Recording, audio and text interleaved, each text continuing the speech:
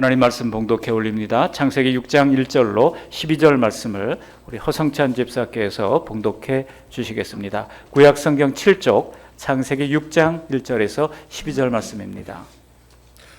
사람이 땅 위에 번성하기 시작할 때에 그들에게서 딸들이 나니 하나님의 아들들이 사람의 딸들의 아름다움을 보고 자기들이 좋아하는 모든 여자를 아내로 삼는지라. 여호와께서 이르시되 나의 영이 영원히 사람과 함께하지 아니하리니 이는 그들이 육신이 됨이라. 그러나 그들의 날은 120년이 되리라 하시니라. 당시에 땅에는 네피림이 있었고 그 후에도 하나님의 아들들이 사람의 딸들에게로 들어와 자식을 낳았으니 그들은 용사라 고대의 명성이 있는 사람들이었더라. 여호와께서 사람의 죄악이 세상에 가득함과 그의 마음으로 생각하는 모든 계획이 항상 악할 뿐임을 보시고 땅 위에 사람 지으셨음을 한탄하사 마음에 근심하시고 이르시되 내가 창조한 사람을 내가 지면에서 쓸어버리되 사람으로부터 가축과 기는 것과 공중의 새까지 그리하리니 이는 내가 그것들을 지었음을 한탄함이니라 하시니라. 그러나 노아는 여호와께 은혜를 입었더라. 이것이 노아의 족본이라. 노아는 의인이요 당대의 완전한 자라. 그는 하나님과 동행하였으며 세 아들을 낳았으니 셈과 함과 야벳이라. 그때 온 땅이 하나님 앞에 부패하여 포악함이 땅에 가득한지라. 하나님이 보신즉 땅이 부패하였으니 이는 땅에서 모든 혈육 있는 자의 행위가 부패함이었더라. 아멘. 오늘 대홍수의 경고라는 말씀으로 함께 은혜를 나누고자 합니다. 우리가 왜 예수님을 믿어야 하는지를 바로 알려면 창세기부터 시작해야 합니다. 그래서 계속 창세기를 다루는 가운데 우리의 신앙이 더 깊고 견고하게 뿌리내리게 되기를 바랍니다. 오늘은 대홍수의 경고라는 제목으로 크게 세 가지 대지로 말씀을 나누려고 합니다. 먼저 족보를 좀 살펴보고요. 왜 대홍수를 할 수밖에 없었는지 이유를 살펴보고 이제 은혜를 입었던 노아를 보면서 말씀을 나누고자 합니다. 먼저 대홍수 이전의 족보입니다. 지난주에 우리가 4장을 봤는데요.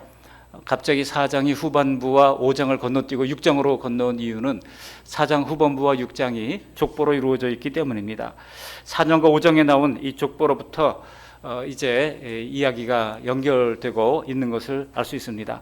성경에서 족보를 밝히는 것은 이게 실제 역사다라고 하는 것을 분명히 우리에게 알라고 하시는 말씀입니다.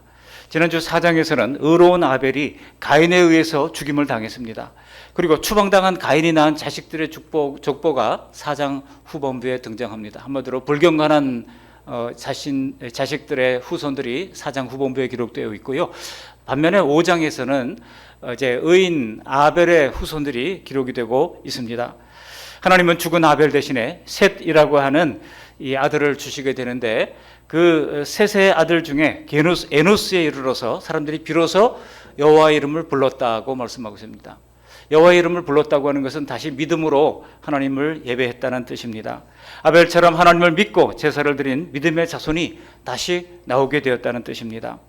그래서 5장에서는 아담으로부터 셋으로 이어지는 경건한 족보가 기록됩니다. 이것은 가인의 족보와 아주 대조되는 믿음의 족보라고 할 수 있습니다. 그 내용을 보시면은 누가 몇 세에 누구를 낳고 몇 살을 살다가 죽었다 이런 형식으로 10명의 족보가 기록되어 있는 것을 알 수 있습니다. 특별히 우리가 참고할 것은 라멕이라는 사람이 노아를 낳았던 기록입니다. 한번 읽어보실까요? 5장 28절 29절을 함께 읽어보시겠습니다. 28절 29절 라멕은 182세의 아들을 낳고 이름을 노아라 하여 이르되 여호와께서 땅을 저주하심으로 수고롭게 일하는 우리를 이 아들이 안위하리라 하였더라. 여기서 가인을 낳고 하와가 했던 말이 떠오르잖아요. 4장 1절에 보면 하와가 가인을 낳고 뭐라고 그랬습니까? 내가 여호와로 말미암아 등남했다 그렇게 얘기하지 않습니까? 오늘 라멕도 노아를 낳고 마치 하와가 그랬듯이 아들 노아를 창세기 3장 15절에 나오는 그 여자의 후손으로 생각했던 겁니다. 그래서 수고롭게 일하는 우리를 이 아들이 이 노아가 안위하리라 그런 큰 기대를 가졌던 겁니다. 그렇지만은 노아 역시 하나님이 예비하신 그 여자의 후손은 아니었습니다.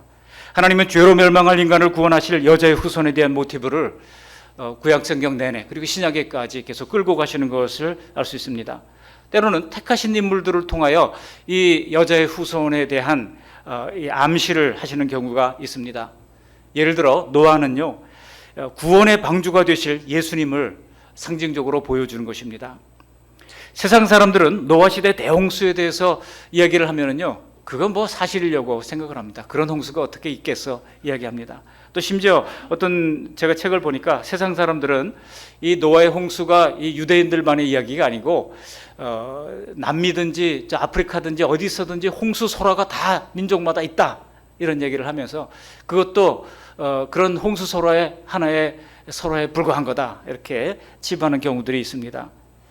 여러분, 거꾸로 한번 생각해 보시기 바랍니다. 각 나라마다 대홍수에 대한 전설이나 설화가 그렇게 많다면, 성경 외에도 많은 나라의 대홍수에 대한 전설이 그렇게 많다면, 이것은 오히려 실제로 대홍수가 있었다고 하는 반증이 아니겠습니까? 홍수에서 생존한 노아의 세 아들이 여러 민족과 나라를 이루었다고 하면 당연히 그 엄청난 사건이 장소를 가리지 아니하고 전승되었을 겁니다. 우리는 대홍수를 지구 역사 속에 일어났던 실제 역사로 우리 그리스도인들은 다 받아들입니다. 왜냐하면 구약 성경이 말씀하고 있고 신약 성경도 그것을 증거하고 있기 때문입니다. 예수님께서도 세상의 종말에는 노아 홍수 때와 같을 거다, 이렇게 말씀하신 적이 있습니다. 그때는 물로 심판을 했지만은 이제 세상의 마지막 날에는 불로 심판을 하실 것이라고 말씀하신 바 있습니다. 그리고 아담에서 노아에 이르는 이 족보는 예수님의 족보라고 할 수 있습니다. 신약 성경에 복음서에 족보가 기록된 장이 두 개가 나옵니다. 하나는 마태복음 1장이고 또 하나는 누가복음 3장입니다. 그런데 오늘 이 아벨의 족보가요, 고스란히 이 누가복음 3장의 족보에 기록되어 있는 것을 알 수 있습니다. 이처럼 예수님의 족보 속에 있음으로써 노아의 대홍수 사건이 실제 역사라고 하는 것이 증거된 것입니다. 대홍수 이전의 족보가 바로 실제 역사인 것입니다. 두 번째로, 그렇다면 대홍수 심판의 이유가 뭔가 하는 것을 살펴보겠습니다. 대홍수 심판의 이유가 뭘까요? 제가 생각하기에 이것은 바로 죄악의 홍수가 먼저 있었기 때문입니다. 죄악의 홍수가 먼저 있었고 그 결과 그들은 대홍수의 심판을 받을 수밖에 없었다는 것입니다. 왜 하나님이 대홍수로 지구상의 모든 사람들을 쓸어버리셨습니까? 1절 2절 말씀 함께 읽어보실까요? 6장 1절 2절을 함께 읽습니다.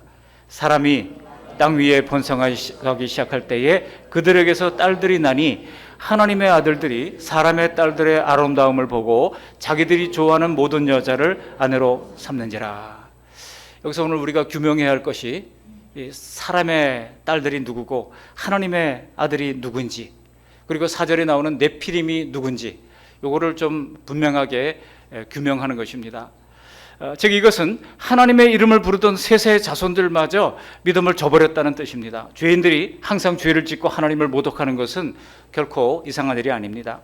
다만 그 가운데 하나님을 예배하는 사람들로 말미암아 세상이 보존이 된다는 겁니다. 하나님을 믿는 나은 사람으로 말미암아 우리 가정이 망하지 않고 우리 민족이 망하지 않는다는 뜻입니다.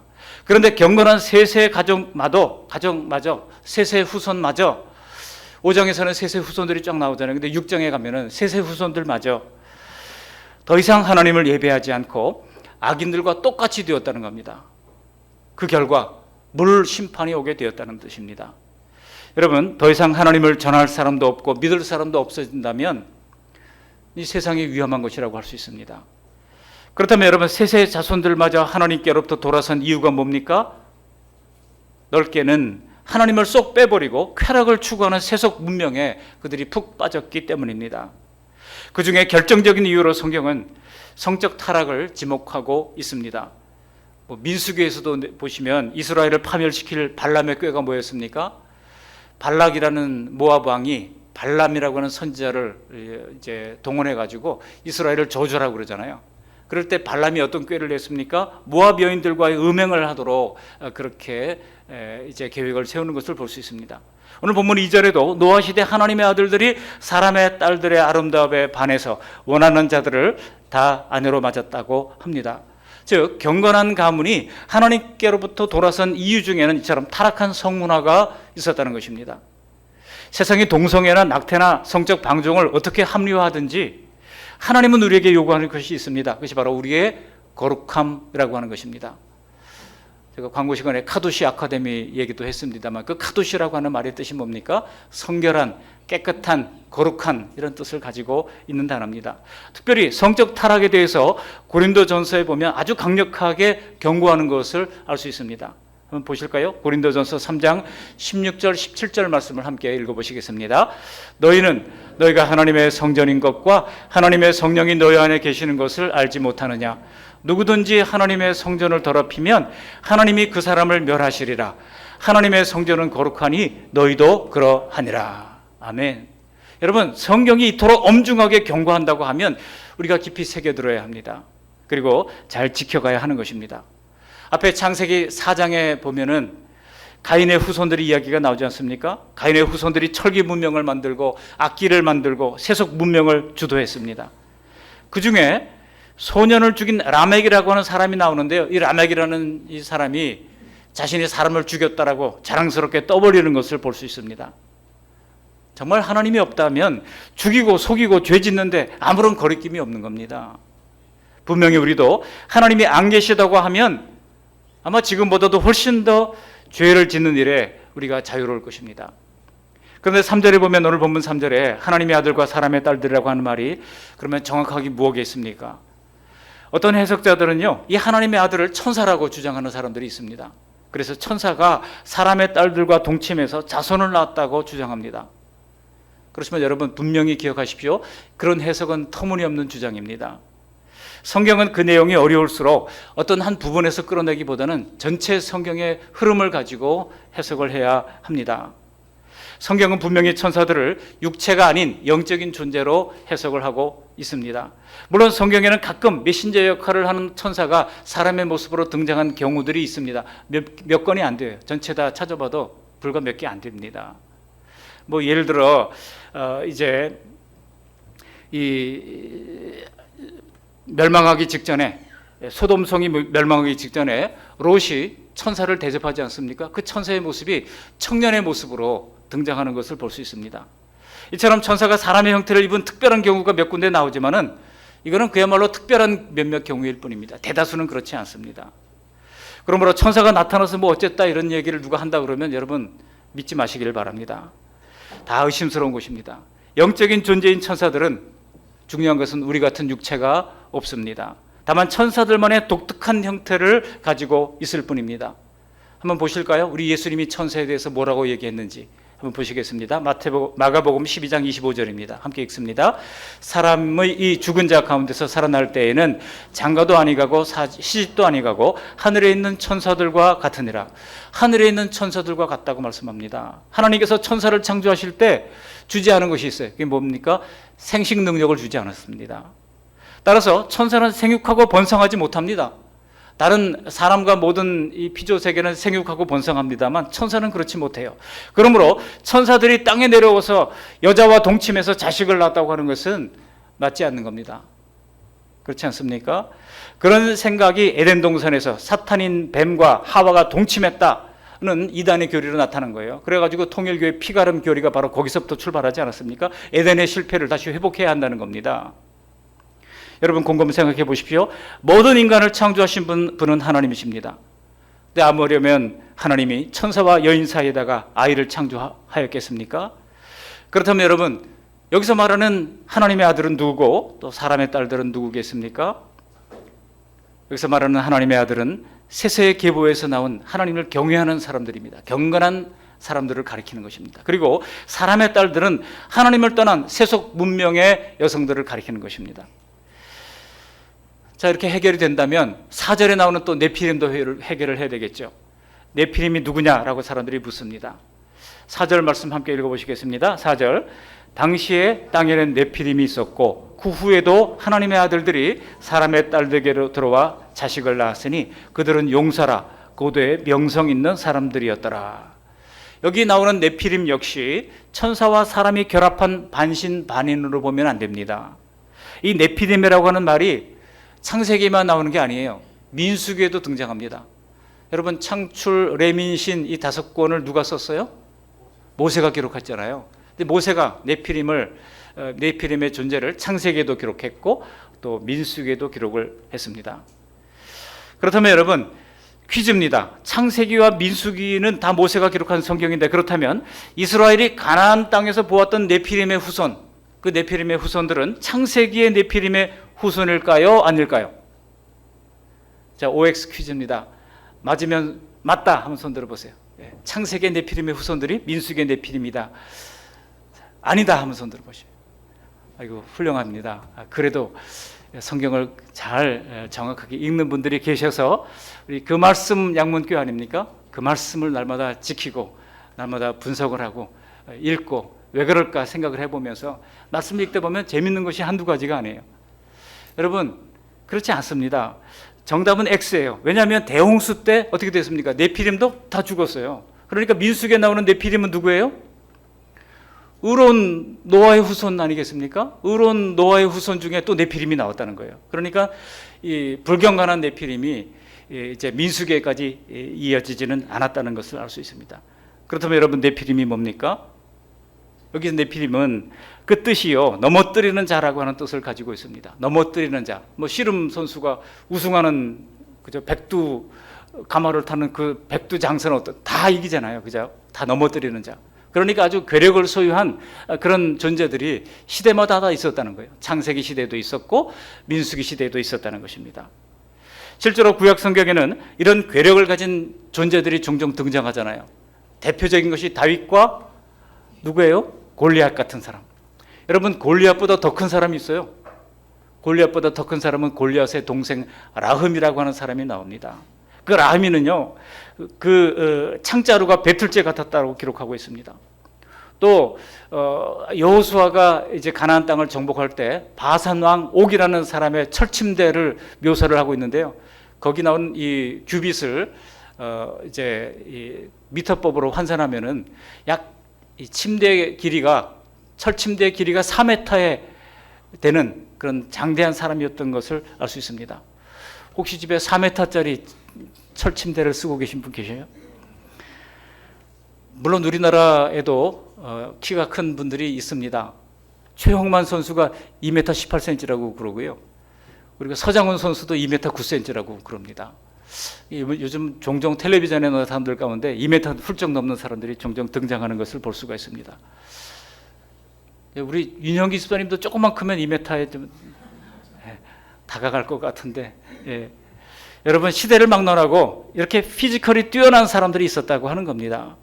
노아 당시에 그런 막강한 힘을 가진 거인족 네피림이 포악을 행하면서 사람들에게 공포의 대상이 되었다는 겁니다. 여러분 이런 거대한 장대한 사람들이 만일 선을 행한다 그러면 그야말로 사람들이 너무나 좋아서 그죠? 그에게 도움을 요청하고 그랬겠죠. 그렇지만 그렇지 아니하고 이 사람들이 자기 힘을 믿고 많은 사람들을 압제하는 일을 행했을 때 사람들은 공포의 대상으로 삼았던 것입니다. 여기 4절 하반절에 보시면 하나님의 아들들과 사람의 딸들 사이에 태어난 사람들이 고대 명성 있는 용사들이 되었다고 기록하고 있습니다. 그들의 결혼이 분명히 합당치 않았음에도 불구하고 거기서 낳은 자손들이 한마디로 출중했다는 것입니다. 여러분 명성 있다고 하는 것을 너무 좋은 것으로 생각하면 안 됩니다. 우리가 명성 있기를 구하잖아요. 또 나이가 좀 50대 60대 되면 사람들이 다 분명히 선거에 나와야 안 될 거 뻔히 알면서도 그냥 될 걸로 확신하면서 나오잖아요. 그분들 나올 때 처음에 보면은요 안 될 거라고 이야기하는 사람이 단 한 사람도 없어요. 확신합니다. 난 됩니다라고 얘기하고 있어요. 그렇지만 여러분 지금 셋의 자손들이 하나님께 돌아와 하나님 주시는 남다른 지혜와 능력을 선물로 주셔서 그런 능력을 계속 가지게 되었습니다만 문제는 뭡니까? 그 이후에 그들이 어떻게 됐습니까? 그렇게 명성을 가지고 있었던 그들이 결국은 그 명성으로 말미암아 하나님을 떠나고 말았다는 겁니다.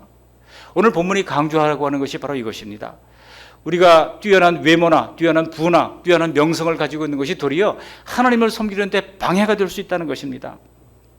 외모로 날리는 여성들도 있죠. 그야말로 피지컬 100에 나올 법한 그런 사람들도 있습니다. 머리가 좋고 지휘력이 뛰어난 사람들도 있습니다. 근데 그 결과 어떻게 됐다는 겁니까? 불행하게도 다 홍수로 쓸어버림을 당하는 심판을 당할 수밖에 없었다는 것입니다. 오히려 구원받은 사람은 명성도 없고 세상에 이름을 날리지도 못했던 노아라고 하는 사람이었던 겁니다. 하나님은 세상적으로 잘나고 잘 나가는 사람들에게 별로 큰 관심을 두지 않으십니다. 이게 근거가 있냐고요? 근거가 있어요. 한번 보시겠습니다. 잠언서 31장 30절 말씀 함께 읽어보시겠습니다. 함께 읽습니다. 고운 것도 거짓되고 아름다운 것도 헛되나 오직 여호와를 경외하는 여자는 칭찬을 받을 것이라. 오직 하나님의 관심은 누구에게 있을까요? 오직 여호와를 경외하는 사람에게 있다는 것입니다. 역대하 16장 9절에도 말씀합니다. 여호와의 눈은 온 땅을 두루 감찰하사 전심으로 자기에게 향하는 자들을 위하여 능력을 베푸시나니 말씀하고 있습니다. 하나님은 오직 하나님을 경외하는 자를 칭찬하시고 경외하는 자에게 전심으로 하나님 향하는 그런 경외하는 자에게 능력을 베풀어 주신다는 사실을 믿으시기를 바랍니다. 바로 이렇게 포악한 네피림과 세속적 영웅들이 사람을 지배하던 때가 노아의 시대였습니다. 힘과 권력에 주눅들고 인간 우상에게 열광하는 지금 세상과 얼마나 그렇게 닮았는지 몰라요. 그 결과 이제 땅에서 더 이상 여호와의 이름을 부르는 사람들이 없어지고 만 것입니다. 오직 하나님을 신뢰하는 의인은 노아 한 사람밖에 없었다는 것입니다. 여러분, 대홍수 때 노아와 그 가족만 살아남았잖아요. 노아의 사위들도 노아가 말하는 그 경고의 말씀을 농담으로 여겼다 그러지 않습니까? 그래서 다 수장되고 말았던 겁니다. 소돔과 고모라가 멸망할 때도 여러분, 의인이 누구밖에 없었습니까? 오직 롯 한 사람밖에 없었다고 성경은 기록합니다. 이게 심각한 것은요, 우리 주변에서 나 혼자만 구원받을 수도 있다는 뜻입니다. 예수님께서도 마지막 때 믿음을 보겠느냐 물으신 바가 있습니다. 갈수록 믿음을 지키는 자는 고독할 수밖에 없습니다. 여기 노아 시대의 사람들이 모두 육신이 되었다고 말씀하고 있는데요, 3절을 보시면 이렇게 말씀하고 있죠. 3절 말씀 한번 읽어보실까요? 여호와께서 이르시되 나의 영이 영원히 사람과 함께하지 아니하리니 이는 그들이 육신이 됨이라. 그러나 그들의 날은 120년이 되리라 하시니라. 그들이 육신이 됨이라 그랬는데 히브리어로 육신이라고 하는 말은 빠사르라고 하는 단어입니다. 그런데 이런 구약성경 히브리어를 이제 유대인들조차 읽지 못하는 시대가 오게 됩니다. 이제 헬라가 점령을 했을 때 전부 다 쉬운 헬라 언어, 코이네라고 불리는 시장 헬라 언어를 사람들이 다 쓰게 됐고, 어려운 히브리어를 유대인조차도 읽지 못하고 쓰지 못하는 그런 시대가 됐어요. 그래서 이들을 위하여 구약성경, 히브리어로 된 구약성경을 70명의 학자들이 모여가지고 헬라어로, 아주 쉬운 헬라어로 바꾸는 작업을 하게 됩니다. 그 작업이 소위 70인경이라고 하는 작업, 이제 구약성경을 신약성경 헬라어로 바꾼 것을 70인경이라고 부릅니다. 그 70인경에 보면 이 빠사르를 뭐라고 번역했는지 아십니까? 헬라어에서 육신을 사락스라고 부릅니다. 사락스. 이 빠사르를 사락스라고 불렀던 거예요. 여러분, 사락스 그러면 얼른 우리가 떠오르는 구절이 있습니다. 바로 요한복음 1장 14절입니다. 거기 보면 말씀이 육신이 되어 우리 가운데 거하시매라고 말씀하고 있습니다. 말씀이 육신이 됐다는 거예요. 육신도 바로 사락스예요. 같은 뜻입니다. 육신이 된 죄인들을 구원하시려고 영이신 하나님께서 스스로 우리와 같은 모양의 육신을 입고 오셨다는 것입니다. 이것은 육신이 된 너희를 다시 영의 아들로 부르시겠다고 하는 하나님의 의지인 것입니다. 여기 3절 하반절에 그러나 그들의 날은 120년이 되리라 말씀하고 있지 않습니까? 120년은 노아가 배를 지었던 시기예요. 120년 동안이나 배를 지었습니다. 베드로전서 3장 20절 보시면 하나님이 노아가 배를 짓는 동안에 오래 기다리셨다고 말씀하고 있습니다. 또 베드로 후서 2장 5절에 보시면 노아가 의를 전파했다 말씀합니다. 그러니까 죄인들에게 주어진 120년의 기간은 노아가 배를 지으면서 사람들에게 전하는 말씀을 듣고 그 경고의 말씀을 듣고 회개할 수 있는 마지막 기회였던 겁니다. 여러분, 하나님은 지금도 죄인들에게 예수님 믿고 구원받으라고 평생의 기회를 우리에게 허락해 주시는 것입니다. 그 기회가 그렇게 오래 남지 않았어요. 어떻게 알 수 있습니까? 우리 20년 전만 하더라도 미전도 종족, 이 성경이 없는 미전도 종족이 12,000 미전도 종족이 있다고 그랬어요. 여러분, 지금 그 성경 번역이 급속하게 이루어져 가지고요, 컴퓨터의 발달과 언어학자들이 이제 더 많이 생겨나고 하면서 이 성경 번역이 가속화되고 있습니다. 지금 남은 성경이 약 3,000에서 한 5,000 정도 언어가 남았다고 그래요. 아주 작은 언어들. 근데 그 언어가 사실 제가 볼 때는 필요 없는 것은 대부분 메이저 언어권에 다 소속이 되어 있어가지고 그들이 공부를 하거나 또 직장을 갖고 대도시에 나와서 생존하기 위해서는 이제 메이저 언어들을 다 쓰고 있어요. 그렇기 때문에 자기 고향으로 들어가야 자기 종족 언어를 쓰지, 그렇게 별로 사문화된 그런 언어들도 많이 있습니다만 아직까지 그들에게도 이제 문맹자들이 있고 그들에게도 복음이 들려져야 하기 때문에, 여러분, 선교학에서 말하는 이 복음화의 개념은 다 예수 믿는 것이 복음화 개념이 아니에요. 100% 예수 믿어야 복음화 된 게 아닙니다. 그 사람들이 복음에 반응할 수 있는 기회를 주는 것이 복음화의 개념이에요. 이게 선교에서 이제 이야기하는 복음화의 개념인 것입니다. 그러므로 여러분, 복음화의 이 선교의 기회가 어떻게 주어질 수 있습니까? 자기 글로 자기 말로 하나님의 말씀을 들을 수 있는 기회, 예수님에 관한 말씀을 들을 수 있는 기회가 주어져야 하는 것입니다. 아직도 그런 기회가 주어지지 않은 그런 민족들이 3,000개 정도 있다고 그러니까 이제 부지런히 더 가속화되면 아마 주님이 다시 오실 날도 우리 시대에 당대에 되지 않겠나, 그런 생각을 조심스럽게 해봅니다. 이렇게 노아 시대의 사람들이 하나님을 잊어버린 결과 어떻게 됐습니까? 5절 보시면 이렇게 말씀하고 있습니다. 5절 함께 읽어보십니다. 여호와께서 사람의 죄악이 세상에 가득함과 그의 마음으로 생각하는 모든 계획이 항상 악할 뿐임을 보시고, 하나님을 부정하고 나면 사람의 악은 고삐가 풀려버립니다. 그게 어떻게 됩니까? 사람의 악이 세상에 가득 차게 된 것입니다. 지금은 여러분 그나마 법이 있고 세상에 살아가려면 서로 금도를 지켜야 합니다만, 그러나 겉으로 드러나지 않는다고 하더라도 세상에 악이 없어지는 것은 아닙니다. 지금도 우리 마음속에서 나오는 모든 악한 계획들이 하나님 보시기에 항상 악하다고 말씀하고 있지 않습니까? 정말 요즘 범죄 뉴스를 보면요, 인간의 경악스러운 죄성에 입이 다물어지지를 않습니다. 묻지마 범죄로 칼을 휘둘러가지고 무고한 사람이 목숨을 잃지를 않나? 모성이 사라진 엄마가 자기는 게임을 하면서 말이죠, 아이에게 밥을 주지 않아가지고 1살짜리 아이가 굶어 죽지를 않나? 친구를 살해하고 시신을 훼손하고 유기하는 엽기적인 일을 저지르지를 않나? 또 어떤 기사를 보니까요, 살인을 한번 해보고 싶었다고 주장하는, 천연덕스럽게 이야기하는 그런 죄수도 있습니다. 정말 인간의 죄악이 얼마나 잔혹해질 수 있는가 두렵기까지 합니다. 필시 노아 시대의 사람들도 얼마나 악하고 타락했는지 뺏고 죽이는 약육강식의 살벌한 사회에서 성적 타락까지 만연하니 인간의 죄악이 순식간에 전 세상을 뒤덮은 것입니다. 여러분, 악은요, 성장이 필요 없습니다. 악은 타고날 때부터 이미 완성형입니다. 태어나면서부터 욕망덩어리입니다. 그런 면에서 여러분, 성선설이 맞을까요? 성악설이 맞을까요? 제가 볼 때는 성악설이 더 성경에 가까워요. 아기들이 여러분 다 순진난만하고 천진난만할까요? 아기 키워본 분들은 아니라고 그러잖아요. 얼마나 고집스러운지 말이죠. 아기임에도 불구하고. 여러분, 죄악이 관영해지는 데는 결코 오랜 시간이 걸리지 않습니다. 그러나 그렇게 악한 이들에게 악한 자손이 더 번성하도록 내버려 둘 수가 없었기에 구원을 위하여 하나님은 심판이 필요했던 것입니다.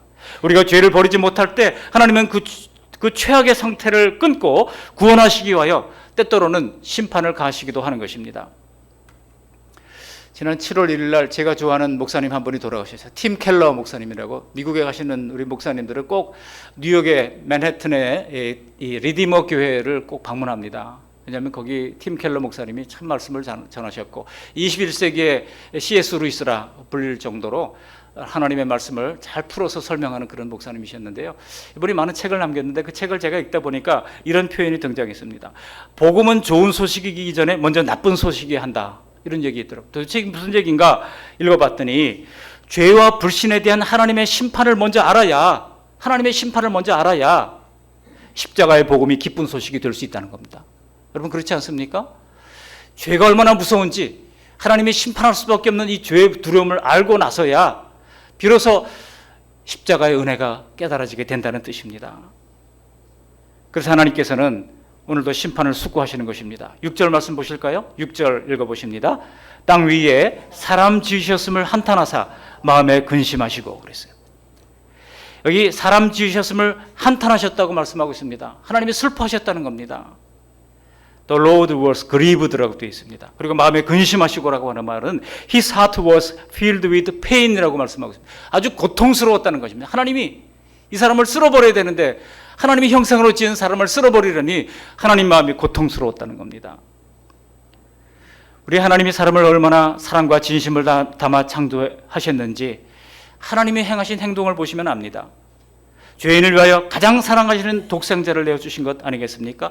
가치 없고 혐오스러워서 모두 쓸어버리면 그만일 인간이라면 가장 아끼는 독생자를 왜 내주시겠습니까? 그렇게 하나님의 홍수 심판이 결정된 겁니다. 대홍수의 전조는 바로 죄악의 홍수가 있었다는 것입니다. 마지막으로 그 가운데 하나님께서는 진노 중에도 긍휼을 베풀어 주시는데 그것이 바로 노아를 통해서 이루어지게 된 겁니다. 우리 8절 말씀 함께 읽어보실까요? 8절입니다. 그러나 노아는 여호와께 은혜를 입었더라. 여러분, 우리가 구원받는 것은 하나님의 은혜로 되는 것이지 우리의 공로로 되는 게 아니에요. 이게 구약 성경에 붙어 있어요. 노아도 하나님께 은혜를 입어서 구원을 받은 것이지 노아가 방주를 짓는 일을 순종해서 구원받았던 게 아닙니다. 그렇다면 노아가 하나님을 믿었기에 은혜를 입은 것일까요? 아니면 은혜를 주셨기 때문에 믿은 것일까요? 어떤 거 뭡니까, 여러분? 은혜를 주셨기 때문에 믿었을까요? 아니면 믿었기 때문에 은혜를 주셨을까요? 일부 예배 때도 보니까 뭐 믿음파, 은혜파가 막 나눠지더라고요. 근데 여러분, 정답은요, 이 두 가지는 결코 나눌 수 없다는 것입니다. 하나가 있다면 다른 하나도 반드시 있어야 된다는 것입니다. 우리가 믿고 있다면 이미 하나님의 은혜를 입은 겁니다. 우리가 하나님의 은혜를 믿었다면 믿게 되어 있습니다. 우리 입장에서는 교회에 와서 복음을 듣고 예수님을 믿겠다고 결심을 합니다. 그런데 하나님으로서는 우리가 믿도록 우리의 마음을 열어서 은혜를 베풀어 주신 것입니다. 우리 하나님은요, 인간에게 자유의지를 주셔서 우리 스스로 복음에 반응하고 마음문을 열고 주님께 나오기를 기다리고 계시는 것입니다. 결코 하나님은 강제로 우리를 믿게 하지는 않으신 것입니다. 그 그림 보셨잖아요. 마음문을 계속 놓고 하시잖아요. 우리 하나님이 능력이 없어서 놓고만 하시겠습니까? 문을 열고 끄집어낼 수도 있지 않습니까? 그렇게 하지 않으셔요. 인격적인 우리 하나님은 계속 우리가 내가 너와 동행하고 싶다, 내가 너 안에 들어가고 싶다, 문을 열어다고 라고 하면서 우리 마음을 계속 지금도 두드리고 계시는 것입니다. 평생 예수님과 동행하시겠다고 그런 이후에 주님께서 약속하시고 내가 너로 더불어 먹고 너는 나로 더불어 먹으리라 약속해 주시는 것입니다. 오늘 타락한 셋의 자손들도 한때는 하나님과 동행했던 사람들입니다. 그러나 성경은 에녹처럼 300년이라도 하나님과 동행해야 한다고 말씀하고 있는 것입니다. 노아도 동행했죠? 어디에 있습니까? 9절 말씀 함께 읽어보시겠습니다. 9절입니다. 이것이 노아의 족보니라. 노아는 의인이요 당대의 완전한 자라. 그는 하나님과 동행하였으며. 하나님이 우리와 동행하십니다. 그러나 우리도 자발적인 의지로 하나님과 동행하고자 하는 결심을 해야 하는 것입니다. 여러분, 동행이 이루어지려면요, 두 사람의 뜻이 같아야 되는 것입니다. 또 같은 방향으로 함께 가고 싶은 마음이 있어야 하는 것입니다. 하나님의 마음은 의심할 필요가 없죠. 그렇다면 문제는 우리에게도 그런 마음이 있느냐 하는 것입니다. 우리에게도 하나님과 동행하고자 하는 그런 마음이 있을 때 비로소 하나님과의 동행이 가능한 것입니다. 우리는 예수님과의 동행보다 세상과 동행하기를 더 좋아합니다. 사람의 죄성은 항상 영적인 것보다는 육적인 것에 기울어집니다. 성도들이라고 할지라도 그런 마음을 억제하고 신앙 안에 항상 있는 것이 늘 어렵다고 느껴집니다. 또 억지로 그렇게 하다 보면은요, 여기 신앙생활에 기쁨이 없습니다. 행복하지도 않습니다. 그래서 우리는 성령의 도우심을 구할 필요가 있습니다. 하나님, 제 마음은 이런데 늘 우리가 넘어집니다. 주님 도와주세요. 성령님 도와주세요. 날마다 기도함으로 하나님과 나만의 대면 시간을 가질 필요가 있는 것입니다. 그렇게 우리 속 사람이 새 힘을 얻으면 세상보다 하나님 안에 살아가는 것이 어느 순간 또 좋아지는 순간이 오게 되고 그 상태를 유지하고 싶은 그런 마음이 들 때가 있는 것입니다. 말씀을 정리합니다. 노아 시대에 하나님의 홍수 심판이 확정된 것은 하나님의 자녀들, 이 셋의 후손들이 믿음을 저버렸기 때문입니다. 여러분, 우리 가정에, 그리고 우리 교회에, 우리 나라에 하나님과 동행하는 에녹과 같은 사람, 노아와 같은 성도들이 있다면 아직은 희망이 있는 것입니다. 실제로 성도들이 옆에 있기만 해도 세상은 하나님을 의식하지 않을 수가 없는 것입니다. 그러나 성도들이 하나님의 백성들이라고 하는 정체성을 잃어버린 채 세상과 보시된다고 하면 세상은 손을 들어 우리를 가짜라고 조롱할 겁니다. 세상이 더 잘 알아봐요. 노아 시대 방주를 짓는 120년이 세상 사람들에게 마지막 기회였듯이 지금 세상 사람들에게는 우리 믿는 사람들의 존재 자체가 그들을 구원으로 이끌 수 있는 마지막 기회인 것입니다. 그러므로 에녹처럼 노아처럼 매일 매 순간 예수님과 동행하는, 평생 주님과 동행하기로 결심하고 돌아가는 저 여러분들이 될 수 있기를 주님의 이름으로 간절히 축원합니다. 아멘. 고맙고 감사하신 하나님 아버지, 오늘 대홍수의 경고를 통해서 우리에게 가르쳐 주신 것을 감사를 드립니다. 하나님 아버지, 불경건한 족보가 있었고 경건한 족보가 있었습니다만 이제 경건한 믿음의 백성들이 이제 세상 영향을 받아서 타락으로 물들었을 때 하나님의 가슴이 찢어지며 심판하지 않을 수 없었습니다. 하나님 아버지, 우리가 경건을 유지하기 위하여 날마다 하나님의 말씀과 성령의 도우심을 힘있게 하시고 어려울 때일수록 더 주님을 신뢰하며 의지할 수 있도록 하나님 인도해 주심으로 말미암아 하나님 아버지, 에녹처럼 노아처럼 매일 매 순간 일주일 168시간이 주님과 동행하는 복된 시간으로 만들어갈 수 있도록 은혜를 베풀어 주십시고 그 동행의 기쁨과 감격을 날마다 누릴 수 있도록 인도하여 주시고 하나님 안에 살아가는 것이 더 행복해지고 더 좋아지고 더 기쁨이 있는 그 복된 예수 믿는 기쁨과 감격을 체험할 수 있도록 역사해 주시옵소서. 예수님 거룩하신 이름으로 감사하며 기도합니다. 아멘.